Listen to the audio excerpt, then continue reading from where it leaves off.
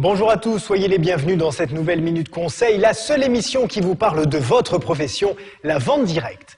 Lorsque vous parlez de votre activité de distributeur, de dirigeant de réseau, d'expert ou d'institutionnel, vous pouvez parfois vous heurter à de l'incompréhension, voire des moqueries ou du mépris au mieux. Tout ça à cause d'une mauvaise réputation qui n'est bien sûr plus du tout d'actualité.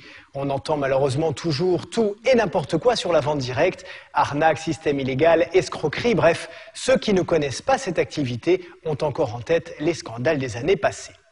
Or, soyons clairs, la vente directe est un vrai métier, reconnu par le ministère de l'économie et de l'emploi en plus, et n'a plus rien à voir avec les entreprises malveillantes qui ont terni l'image du métier dans les années 90. Pour être encore plus clair, voici les différences fondamentales entre la vente directe et ce que l'on appelle la vente pyramidale, rappelons-le, totalement interdite. Dans la vente pyramidale, il n'y a pas de produit à vendre comme annoncé.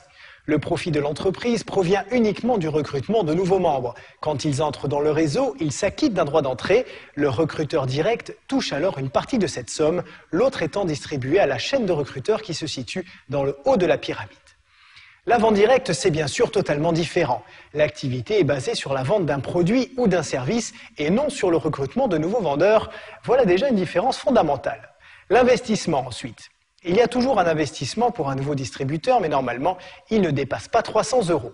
Il correspond au matériel nécessaire pour commencer son activité et à un petit stock de produits pour amorcer ses premières ventes. Contrairement à la vente pyramidale, où ce ne sont que ceux qui sont au sommet qui gagnent de l'argent, la vente directe offre les mêmes chances à chacun. Il n'est d'ailleurs pas rare qu'un vendeur débutant motivé gagne plus qu'un de ses parrains, qui a pourtant plus d'ancienneté dans le réseau. Et elle est là, la beauté de ce métier. Enfin, si vous voulez être sûr d'opérer le bon choix, renseignez-vous auprès de la Fédération de la vente directe. Les entreprises qui y sont adhérentes sont clean à 100%. En résumé, pour ne pas vous faire avoir, il suffit simplement de faire des recherches approfondies sur la société cible et de ne pas se laisser immédiatement séduire par l'appât du gain. Certes, avec la vente directe, vous pouvez gagner beaucoup d'argent et c'est un argument phare de la profession, mais ce sera en vendant des produits et des services. Voilà, c'est la fin de cette Minute Conseil. Bon succès à tous et à bientôt.